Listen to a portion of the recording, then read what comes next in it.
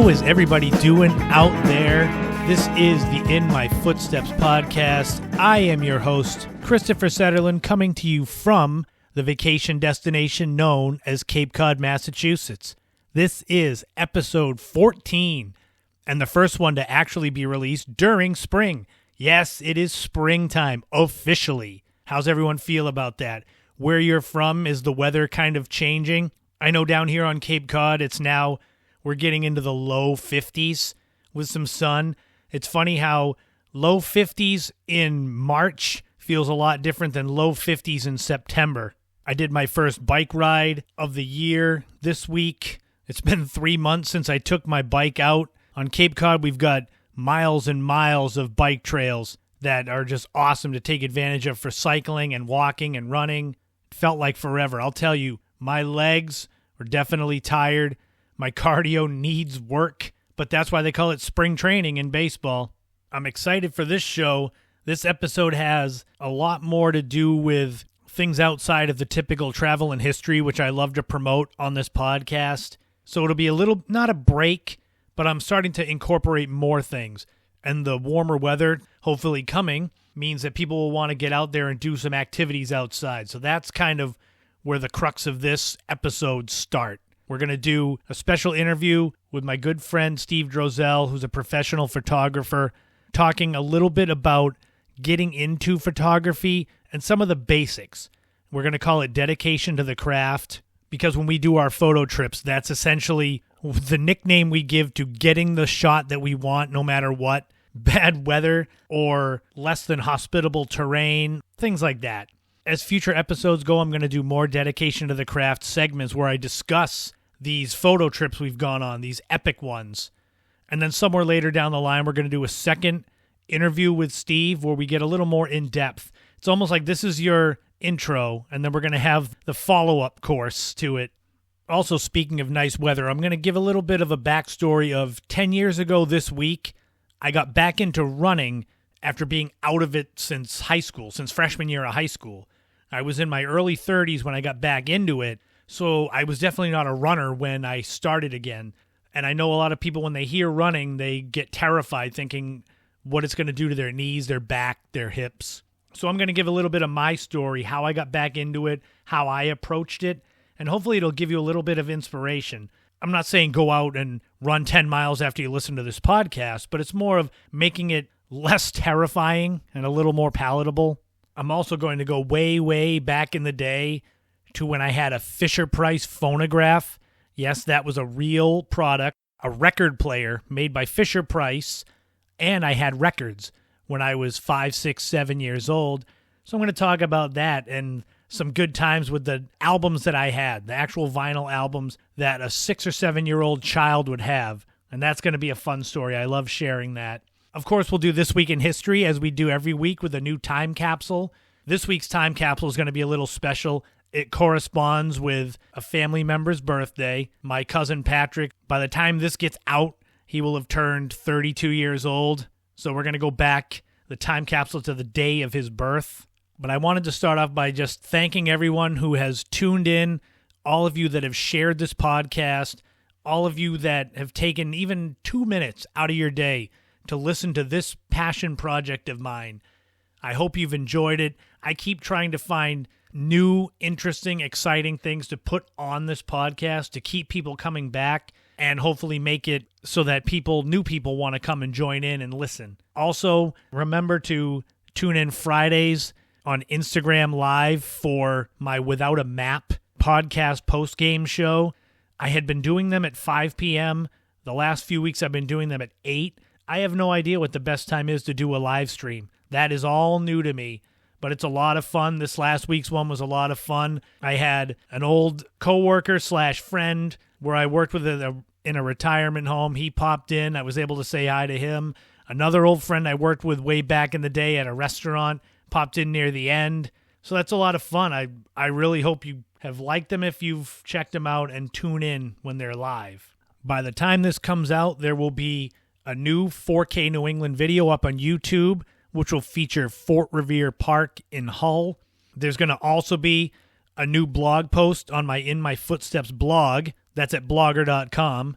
That's going to be about Boone Island Light, but actually a really neat story about something that happened there long before there was a lighthouse. I'll just say it has to do with cannibalism. I'm always pumping out the content, so there's never a lack. So how about we start this episode off with the interview with my old friend Steve Drozell. Here in this interview, we are on location at the Old Stone Church in West Boylston. So we're in his truck. But here we go. We're going to jump right in. Let's take a walk, and let's start the interview, Dedication to the Craft, with Steve Drozell. All right, so we are here for our Dedication to the Craft interview with my good friend Steve Drozell, who is an actual professional photographer, not a hack like me. And we're actually out on a real photo shoot. We're actually waiting for it to get a little darker to go shoot the Old Stone Church in West Boylston, Massachusetts. We figured what better way to pass the time waiting for it to get dark than to do this interview. So we'll start off for you, Steve. Just tell the listeners of the podcast about your experience as a photographer. It started off years and years and years ago when I was younger, and I just took an interest to photography right away.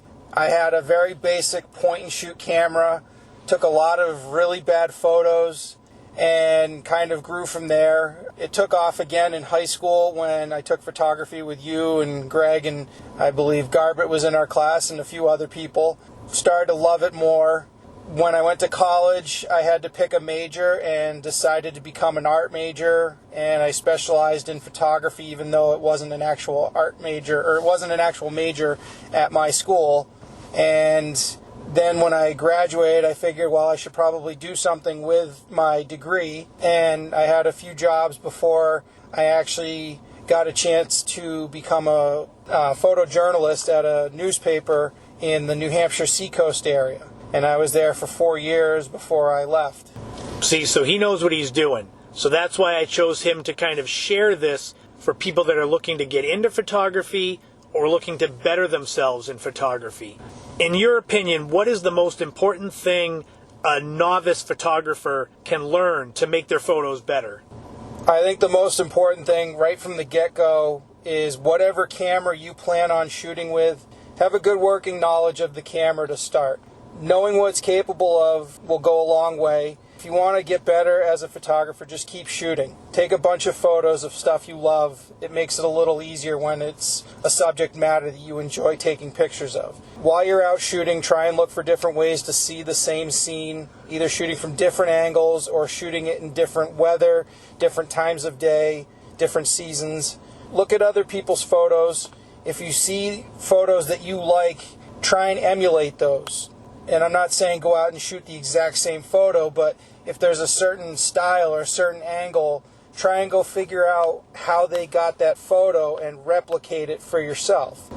Another thing that I always see that drives me up a wall with people that just take pictures, they're like, oh, look at this, I took a picture of a boat, and the boat is the smallest thing in the frame of the photo.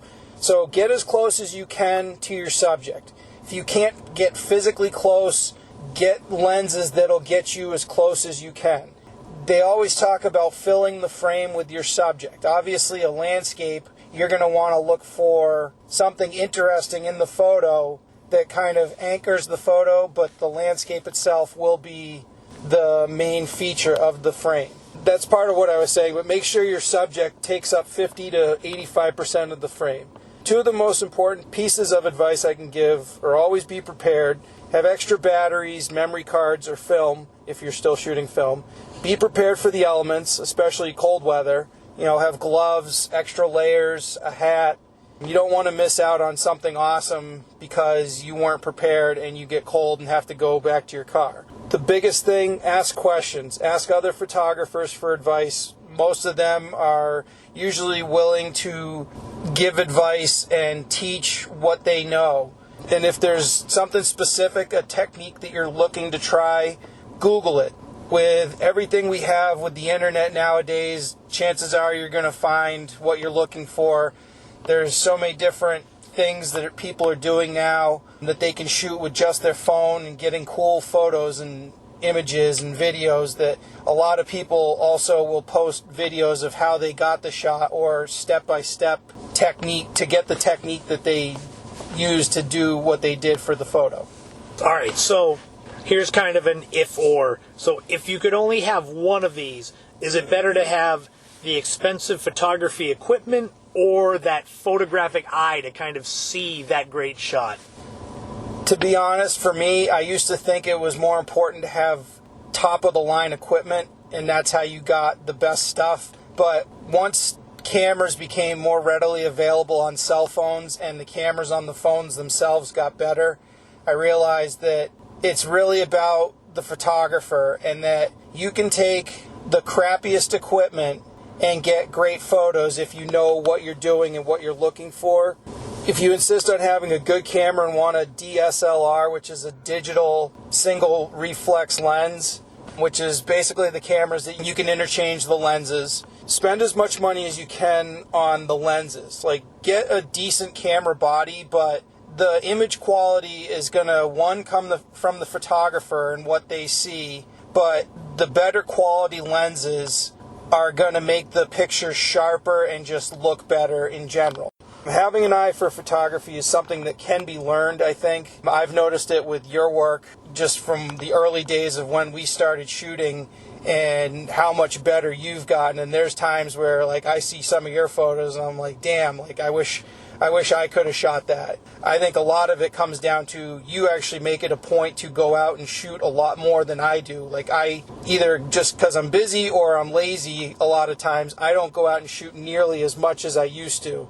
And again, your work has come such a long way, and I think it's literally just from going out and continuously shooting and pushing, and you've gotten better because of that. So I do think that having a photographic eye is something that can be learned if you pay attention to what you're doing and you learn from the repetition. You'll start to see the photos, get better as you learn what your camera can do also, and you learn the different techniques and try stuff. See what works for you. If it helps, keep a little notepad, a little journal with you when you go out to shoot and try something new, and take notes. Make little notes in the journal about, like, okay, I tried this didn't work, I'm going to try this next time, or I tried this while I was there and this worked. So that way, if it's not something you shoot regularly, at least you'll have notes the next time you go out and you'll know what to do or how to set up the camera, what settings to use. So it's literally trial and error. It's like, especially with digital, it's like you can take 1 million photos, and it's not like film where you shoot and then you've got to wait to get it developed and pray, like, oh God, make sure this is all right. At this point, I've been shooting digital just a little bit longer than I was shooting film when I was actually doing it a lot as a photojournalist, and also in college.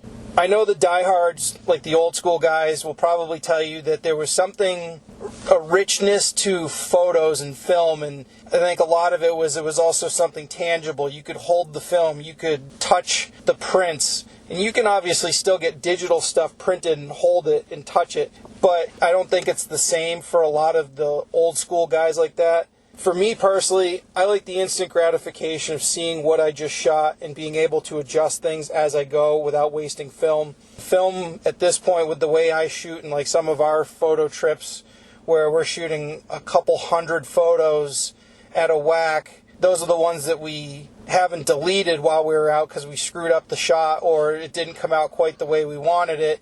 So in that sense, with film, it would get very expensive having to process the film, and buying the film, and you might even miss out on an awesome moment because you're in the middle of either waiting for the film to rewind or you were changing out the film. So that's one huge advantage that I think digital has over the film cameras.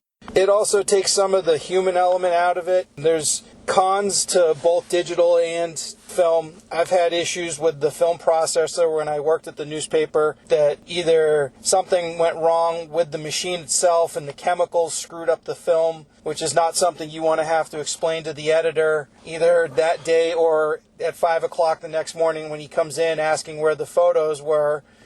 The digital is nice because it takes that human error element out of the equation. The downside to that is you're trusting a computer.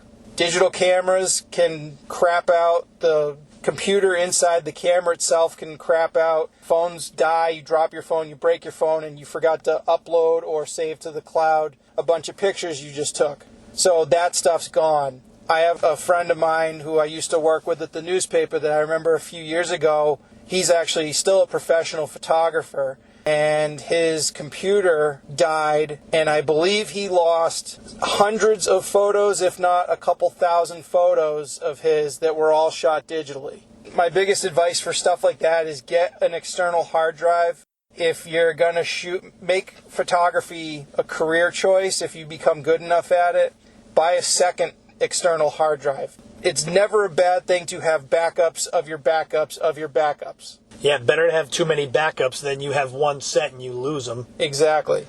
Definitely get an external hard drive. I've got 2 of them. On the film end with that, if you're not careful and really good about archiving your film, film can get scratched up, film can get damaged, and then it's basically a permanent ruin on the image itself because you can't really fix the film itself once it's damaged. So we're here at the Old Stone Church. Well, we're a couple hundred yards from it. And this was a spot that's been on our list to shoot for several years. So the last question here is, what is the place that you'd like to photograph more than any, and why would you like to shoot that?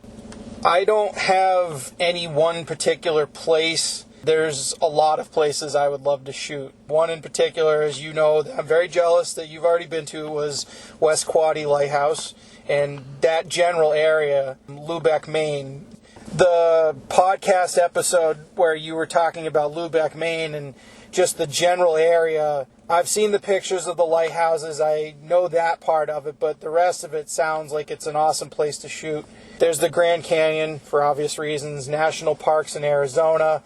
All the natural features out there would be amazing. Like in Utah, I think, too. Hawaii. Alaska is definitely up near the top of that list. That's just in the U.S. I mean, there's other places that I would absolutely love to go. Like I know there's somewhere in Thailand where there's a bay that there's all these amazing islands and stuff like that. I've been to the Caribbean quite a few times and still feel like I could go back there and take a lot more photos. And I think it's not necessarily places that, a lot of people want to go and shoot. I think you can make incredible photos wherever you are. It depends on how you want to look at things. I think that's the biggest thing, especially some of our big photo trips. Like I think one of the ones was where we were going up to Owl's Head, Maine, and we left before sunrise because we were intent on stopping at Sohair Park in York, Maine to shoot the Nubble Lighthouse at sunrise,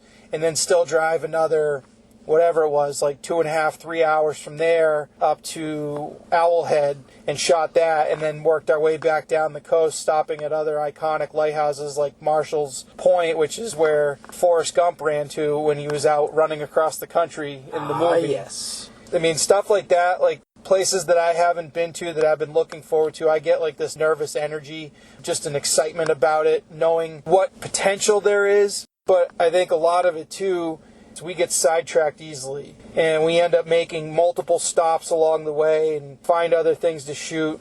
A little bit of advice is if you're traveling somewhere to shoot something specific, keep your eyes open. You'll be surprised what you'll find along the way. You'll always end up shooting more than what you had intended. Absolutely. I mean, we did it just today, the Wachusett Dam. Yep. That ended up being an extra spot. So are you ready to go take some shots of the Old Stone Church now after dark? Because it is now pretty much there. Yeah, it should be dark enough, unless this guy's kicking us out. Uh-oh, Ranger. There's a park ranger coming over here. Well, in case we get kicked out, I wanted to say thank you so much, Steve, for being on the podcast. I've learned so much from you in photography, so it's one of those that I guess I could say I'm living proof of the repetition and the learning as you go. So anyone out there, listen to Steve and take that advice. And if you become a photographer because of this, or you feel your work got better because of this, definitely shoot me an email, send some thanks, and I will send them along to Steve. Awesome. Sounds good. All right, let's get out in the cold and start shooting this Old Stone Church. All right. Thank you so much to Steve Drozell for taking some time out of our photo trip to share some of what makes photography so much fun and what you can do to get into photography. And I'll try to put up a photo of our nighttime shoot at the Old Stone Church. We did get some good photos. He also wanted me to give a shout out to his father, Steve Drozell, also, Papa D, wishing him a happy birthday, because when this podcast gets released, it will be his birthday. So happy birthday, Mr. Drozell. I know you hate when I say that. Happy birthday, Papa D. And thanks again to Steve for doing this interview. I wanted to just take a moment before I go on to remind everyone to go and check out wearyourwishes.com. That is the company run by Katie Marks, my sister. I interviewed her for episode 11. She gave an in-depth, very inspirational and emotional interview on her journey as single mother to business owner. And now the launch occurred February 28th, and Wear Your Wish is open for business. Clothing and apparel. Go to there now and enter your email on the site wearyourwishes.com to be in the entry for a free hoodie. They've got so much more to come, but they've started launching. They're open for business. The Wear Your Wish brand is built around wishes and desires and dreams. The Wear Your Wish, the 1111, making a wish when you see those numbers on the clock or anywhere. I will tell you for a fact that in the time since I have interviewed her, I've had numerous 1111 occasions, not just on my clock, but going to the store and getting a receipt for my total, and it's $11.11, $11.11. There's so much to see. Go to the site. Don't just take my word for it. Go back and listen to episode 11. Listen to the interview. Go watch the interview on YouTube. That's the more uncut one. I have to try to condense these for the podcast. Wearyourwishes.com is where you go, get started. There's so much more to come, but I wanted to give a little reminder for everyone. Just go check it out. It's going to be big. 2021 is going to be big. Wear Your Wish at wearyourwishes.com.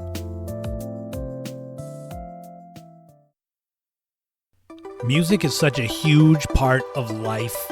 Everyone has a band or a genre or a sound, a feeling that is their preferred type of music that just brings them to a different place. And music has obviously changed and evolved a lot just in my lifetime. It's so much different. But just like everyone else, my music journey started when I was a child, when I was little. One of my first memories of life in general is hearing John Lennon's Double Fantasy album, which came out in 1980. And you gravitate towards music that you hear, music that your parents play. But then something happens as you start to get a little older. You discover your own preferences. You hear music that starts to speak to you. And so that's what I want to do here for this Back in the Day segment, is to talk about my first foray into my own personal preference of music. And it's good for some laughs. It starts off with a present I got probably for my 5th birthday, which was a Fisher-Price phonograph player. That's something they had back in the early 1980s, was a child's record player. That's something that is, you probably could find that on eBay now. When doing research for this podcast, I looked up Fisher-Price record player, and I found Fisher-Price phonograph, which is what it was. The one that I believe I had was first released in 1978. And if you look it up, it's kind of beige top with a mustard yellow spot where you'd put the record, and the mustard yellow arm with the needle that you'd play the album. The first record that I got that I remember playing on this Fisher-Price phonograph was Michael Jackson's Thriller. And to this day, the very first song on the album, Wanna Be Startin' Something, gives this sort of memory that just pops into my head every time. And that is back in the spring of 1983, once it got warm, we would put the Fisher-Price phonograph in the front window at my house, open the window, and start to play that album. And all the kids that lived in the surrounding houses would come over and dance in the front yard. So it's like something out of a musical where there's a bunch of 7, 8, 9-year-old kids dancing in the front yard to Michael Jackson. But that was a real thing, and it happened a lot. But Michael Jackson and Michael Jackson's Thriller, I mean, it's one of the biggest albums ever made. So it would be natural that I would like that music and have that, and it would be natural that I was exposed to it because my parents were young. Well, young for having a child. So their taste in music was kind of similar to others that were in their early 20s at the time. But a funny thing happened was my direction that I went into as far as what I liked for music kind of went way off the path from Michael Jackson. And I can honestly say, I was 6, 7, going on 8 years old, in that range. I don't know where this taste in music came from. I don't know if I heard songs. I don't know if my parents influenced it. I honestly can't remember. But I remember the albums that I had. Now, when I say I had, granted, I probably asked for them, but my parents bought them. It wasn't like I went out and bought these as a 7-year-old. The very first album that I can think off the top of my head that I had, that I played a lot on my Fisher-Price phonograph, was Van Halen's 1984. The picture of the baby, but he's supposed to be an angel, and he's got a pack of cigarettes on the front. 1984 probably was Van Halen's biggest album they ever did. It was their last real one with David Lee Roth, and it had Jump, Panama, it had Hot for Teacher. Those were huge songs, all over MTV when they played actual music and weren't reality shows. So that one's not too far out in right field. A year or two later, I had Motley Crue's Theater of Pain. That came out in the spring of 1985, I think. That had Home Sweet Home and Smoking in the Boys' Room.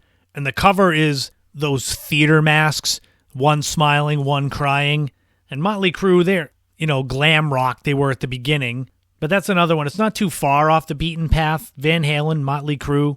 But still, think of it. Here I am. I'm 7, 8 years old, and this is what I've got. But hold on, it gets even better.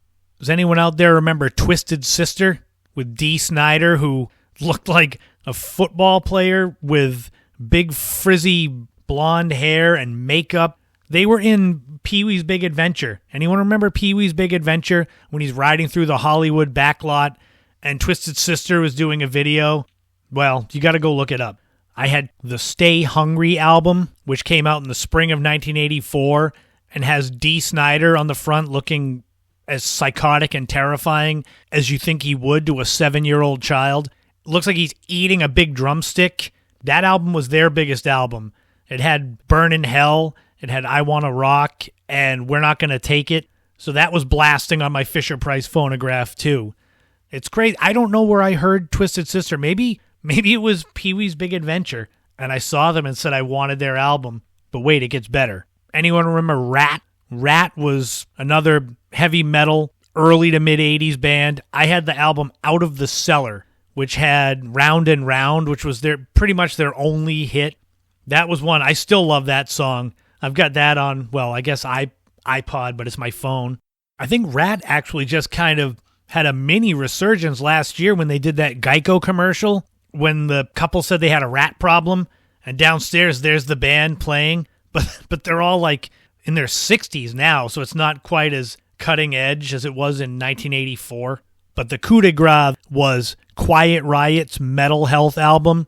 Oh my God. So Quiet Riot, that album came out around the spring of 1983, and it had, Metal Health was a big song, but Come On Feel the Noise was one I still listen to that song. That was basically as big as they got, was that album. But the thing I remember about it was the cover. There's a man on the cover, basically in a straitjacket with this silver metal mask, and he's got these huge eyes and this spiky hair. And I'll never forget, as a 6-year-old child, I had this album, and I loved the music, but I hated the cover, and I was terrified of it. so I would have to have the cover face down when I played the music. It's crazy. I don't know where I heard Quiet Riot, but here it is. I don't know if I asked my mother, can I have this album? And it's like, really? Like you look at the cover and that's what you want to listen to? But I was a little metalhead. Quiet Riot, Twisted Sister, Rat, Motley Crue, and I loved all of it. I still love that type of music. I mean, granted, my circle of music, I listen to pretty much everything. But just imagine that. This little kid growing up on Cape Cod, Fisher-Price Phonograph, and he's got Rat, Twisted Sister, Motley Crue, Quiet Riot. All right. But just so you don't think that I was just focused on glam rock and heavy metal, I did have Huey Lewis and the News, Sports. That was a great album still, even back then. And it's funny, I don't know when this album came out, but one that I would play every now and then, I think my mother had this album, was by a man named Dan Hartman in probably the spring of '84. He had a song, I Can Dream About You. And I remember that song getting played a lot on my Fisher-Price phonograph. I don't know if my mother had his actual album or the Streets of Fire soundtrack, which the song was on the movie soundtrack. But I heard that song a lot. I played it a lot. And that's kind of one of those things where I don't know. Don't judge too much. 1980s music is something that it's aged well, but it's aged not well, if that makes sense. There's some stuff that just is amazing to this day. There's other stuff that you just shake your head like, I can't believe that was reality. But that's, way, way back in the day, my kind of first foray into what I liked as music. What did you like when you first started listening to music? I'm talking when you were little. What's your first memories of music? And what did you have for the way to play it? I'm old enough that I had vinyl and I had a phonograph. I'm not that old, but others, they had the Discman. They had the boom boxes. Some people that are listening to this might be so young that you just had the MP3 player as a kid. And for any of you out there that are my age, a little older, 40s to early 50s, if you're looking for a Fisher-Price phonograph for your own collection for some retro, I've seen them on eBay. They're as low as $30, but those are probably really low quality. They're usually $80 to $100 at least, so I won't be getting one for myself. But that's way back in the day, my first foray into music. Tell me what you think. Shoot me an email, message me on Twitter, Instagram, and I'll be back for another Back in the Day in the next episode.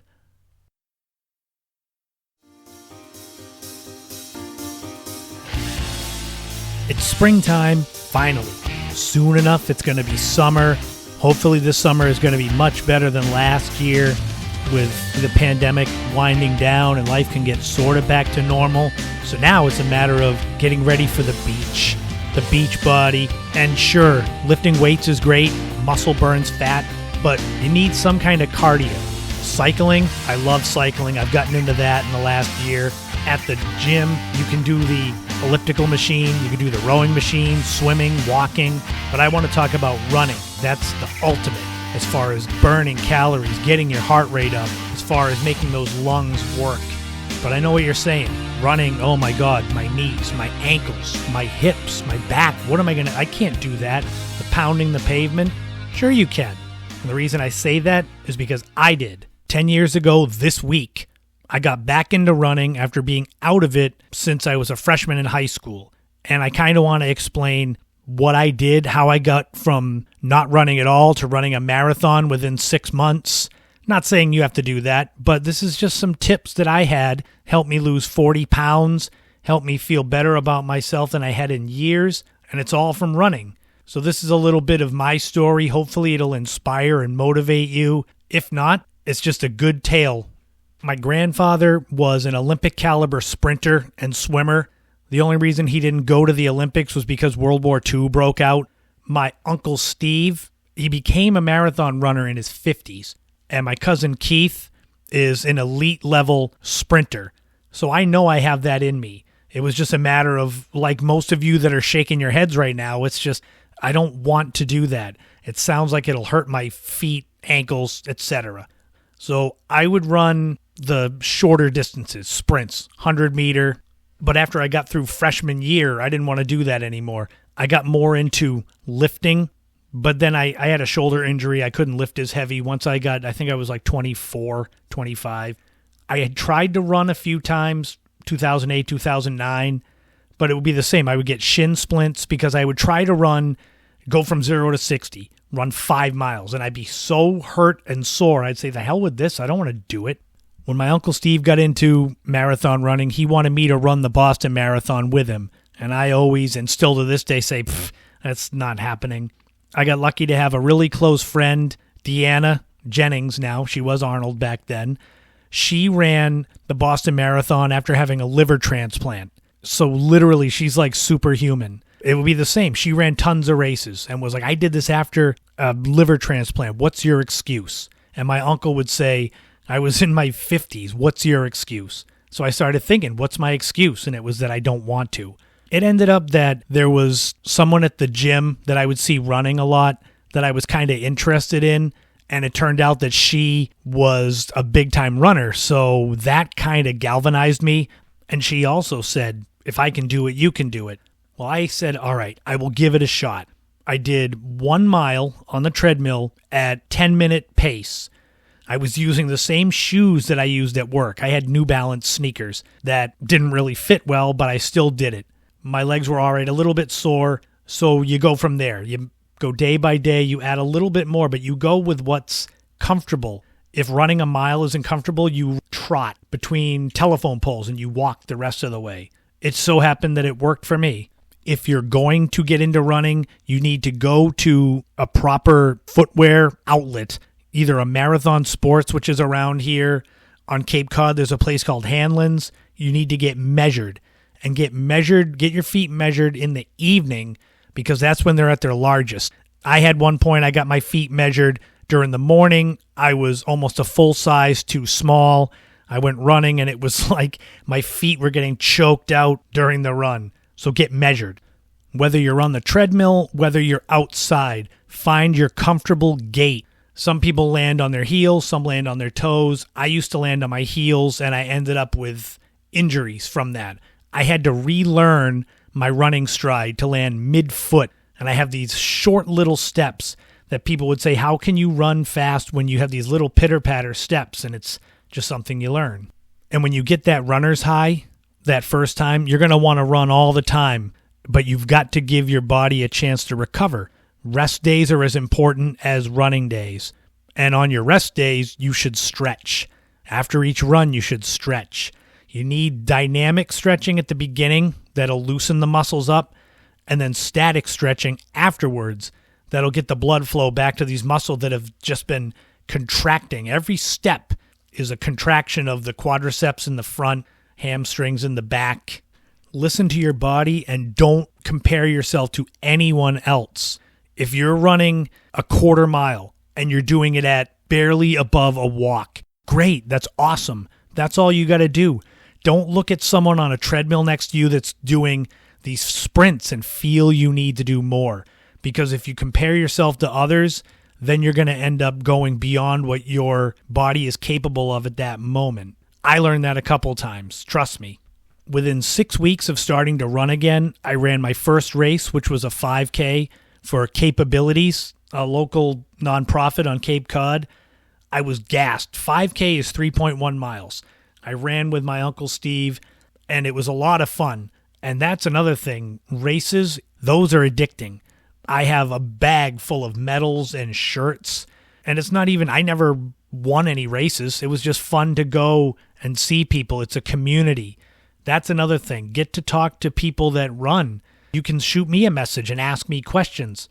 The great thing about running is all you need is a good pair of sneakers, and that's it. You could walk outside, you walk for a while, you trot, you jog a little. You enjoy being outside as much as it is exercise. Definitely keep track of your progress. Keep track of how you feel after certain distances. You're never supposed to do more than add 10% to your load in any week. So if you're running 5 miles, you're not supposed to run any more than 5.5 miles the next time out. Believe me, you will get the burn. You will burn calories. Even jogging, you will get it. And as you get weeks and months out from starting running, if you go at your pace and you increase your amount of miles at a good clip, you will look back at where you started and say, I can't believe I am where I am. That's how I was. I ran the Cape Cod Marathon only 7 or 8 months after starting to run. And I didn't do anything crazy. I was not a runner when I started. And I'm not saying if you start to run, you're going to run a marathon in 8 months. I'm just saying that if you start and you go at a pace that's comfortable for you, you're going to see results. And the big thing is you're going to get sore. You might get injuries. Hopefully they're minor, but don't get discouraged if you have setbacks. Because that's what happened when I first started running. I remember I told you at the beginning, I tried a couple times. I would pull muscles and be like, I don't want to do this. The trick is to go at a comfortable pace as you increase your miles, but also to not get discouraged if you get injured. Just take it as, a bump in the road. There are so many races. Well, hopefully with COVID, hopefully races will be coming back. I know 2020 there weren't many, but there are so many fun ones. There's 5Ks. There's brew runs. I've done those where you get beer at the end. There's costume ones for Halloween. There's nighttime ones at Christmas with Christmas lights. It's a fun atmosphere, and it's so good for you. And it's cheap. Cycling is awesome, but you got to buy a bike and a helmet and all this stuff to go with it. Running, you just need shoes. Get measured, go at your own pace, and you'll be able to be a runner. Hopefully, if you like this little introduction into it, I can revisit this as I go to give a little more in-depth, sort of like the dedication to the craft interview that I did. We'll revisit it. But I wanted to get you motivated and inspired to get out there because it's spring. The weather's going to be beautiful. Run, walk, anything. Just get moving. And you'll feel so much better if you do. I promise you.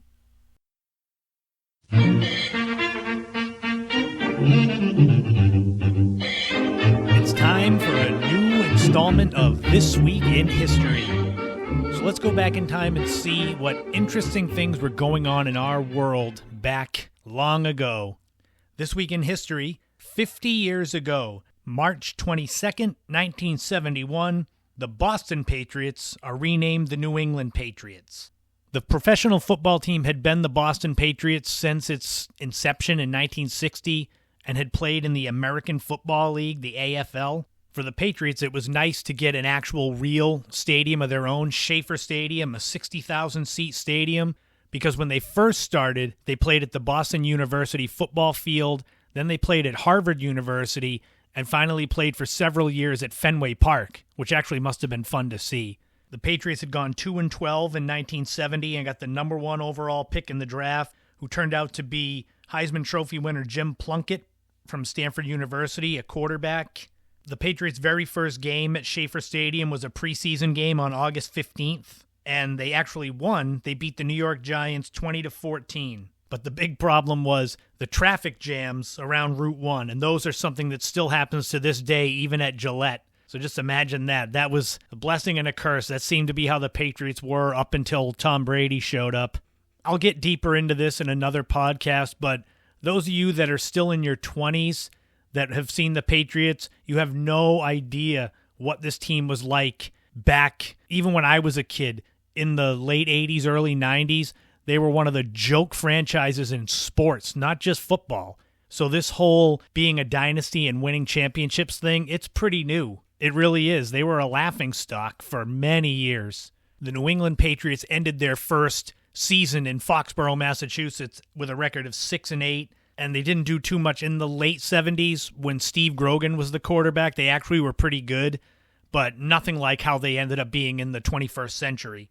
Schaefer Stadium would become Sullivan Stadium, which would become Foxborough Stadium, which would get torn down and then be rebuilt as Gillette Stadium, which is currently standing. But 50 years ago, this week in history, the Boston Patriots packed up and moved to Foxborough and became the New England Patriots.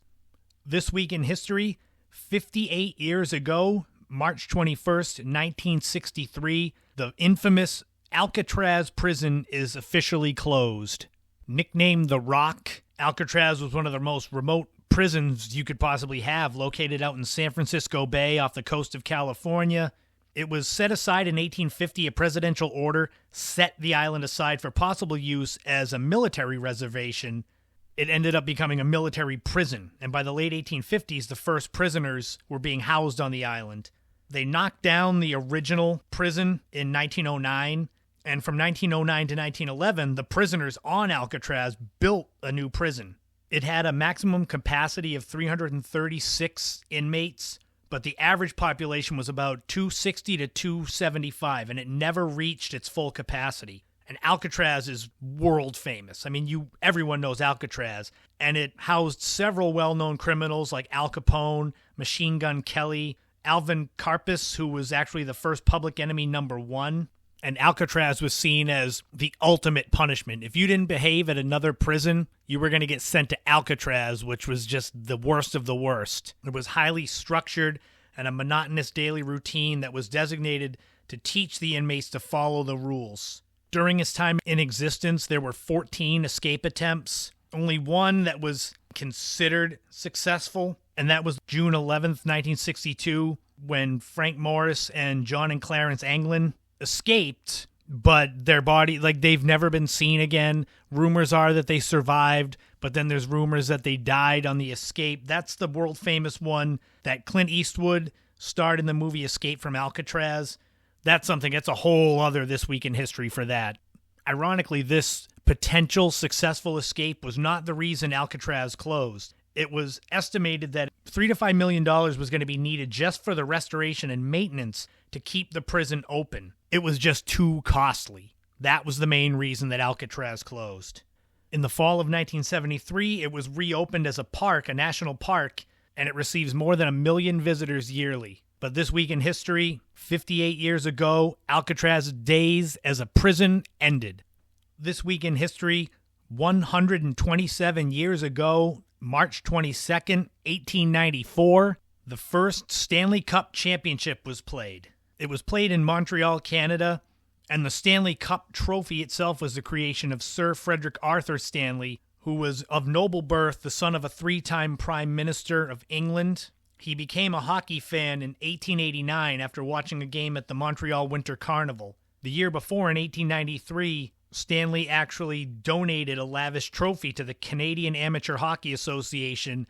It was originally called the Dominion Hockey Challenge Cup, and it was presented to the Montreal Amateur Athletic Association team. But Stanley had intended for the cup to be presented to the winner of a challenge series or a tournament. So in 1894, it was officially given to the Montreal AAA team upon defeating the Ottawa Generals in a championship round tournament that specifically had been created by Lord Stanley to give out his cup.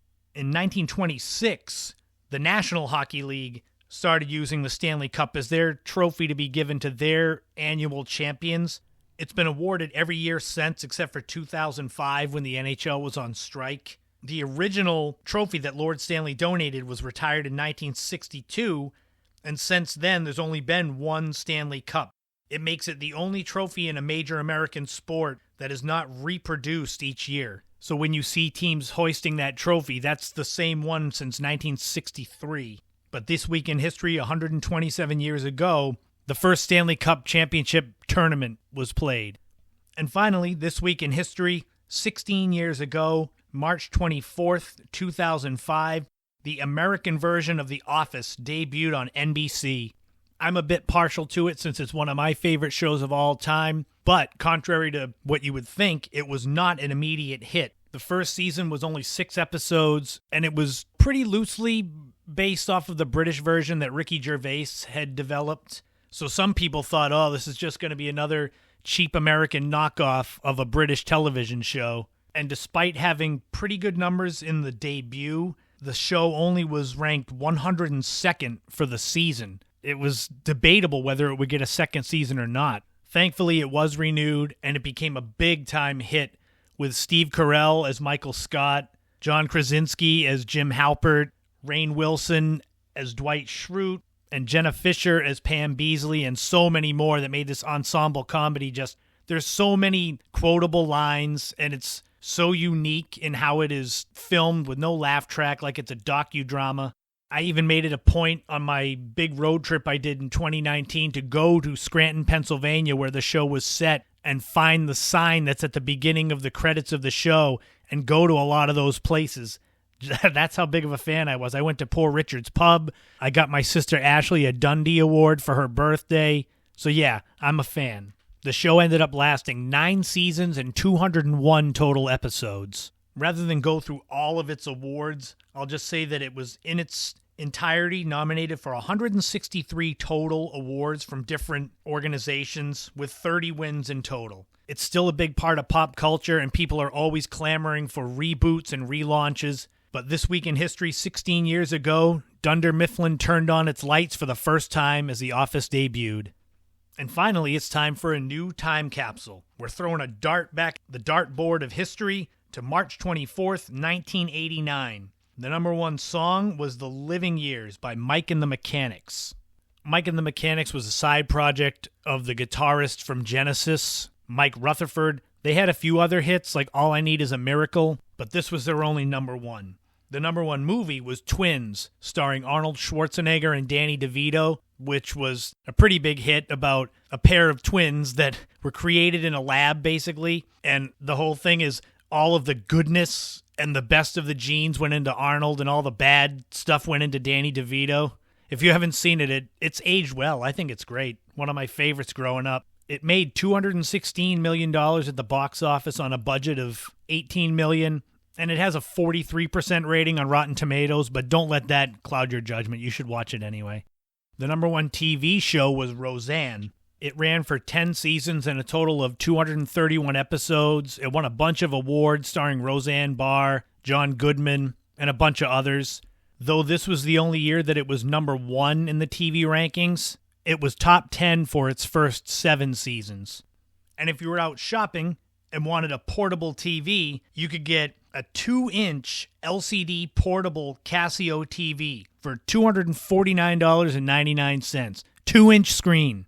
Adjusted for inflation, that's $527. So yeah, imagine buying a 2-inch TV screen for $527. Welcome to the end of the 80s. And most importantly, March 24th, 1989, my cousin Patrick Setterlund was born, turning 32 years old, living out in Las Vegas, living in the desert. Just wanted to say I love you. Hope you have a great day, and hopefully I'll see you again soon. And that'll do it for This Week in History, another time capsule. We'll be back for another one in the next episode.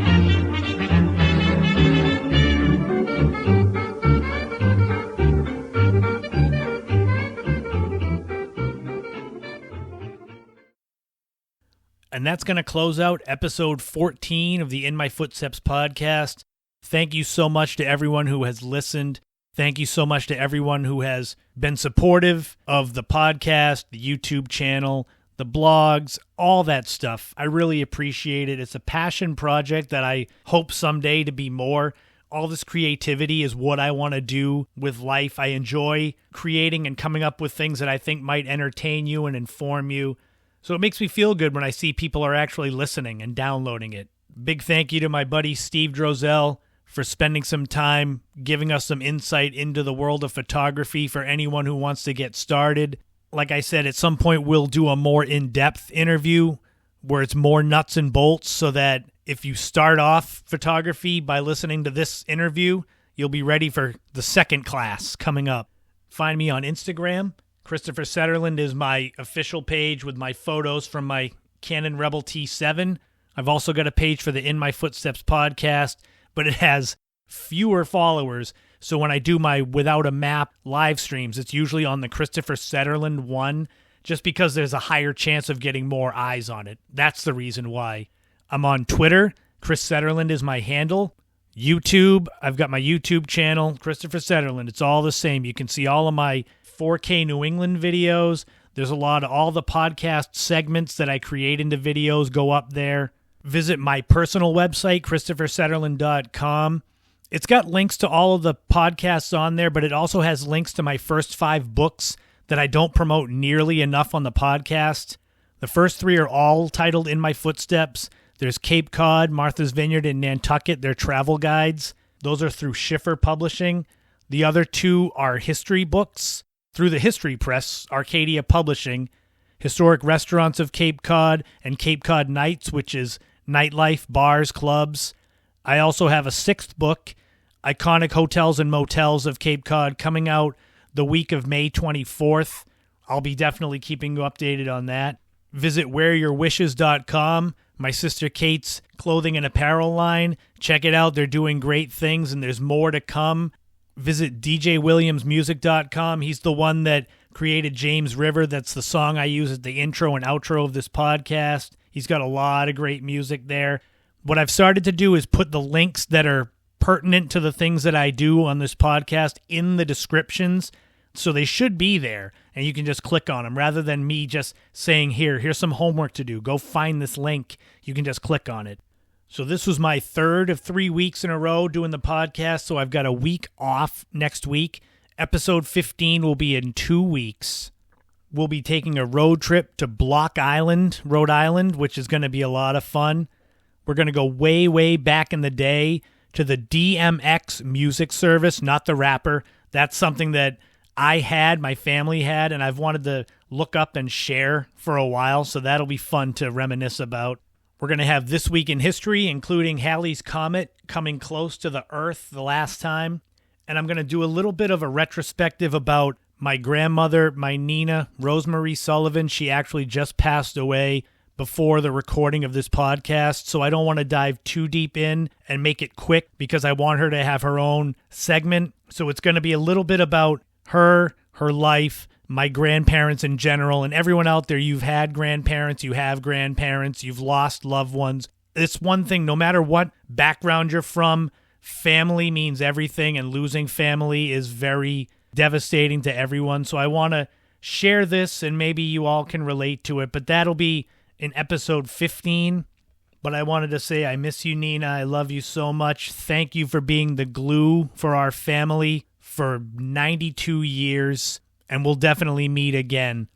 And remember, make time for those that matter. Make time for your family, your friends, those that have been there for you, those that you love. But in this journey called life, don't walk in anyone else's footsteps. Create your own path and enjoy every moment you can, because one day is the last day. Thank you so much, everyone. I really appreciate it. And I will talk to you in 2 weeks, but I'll be on my live stream Friday. So thank you very much.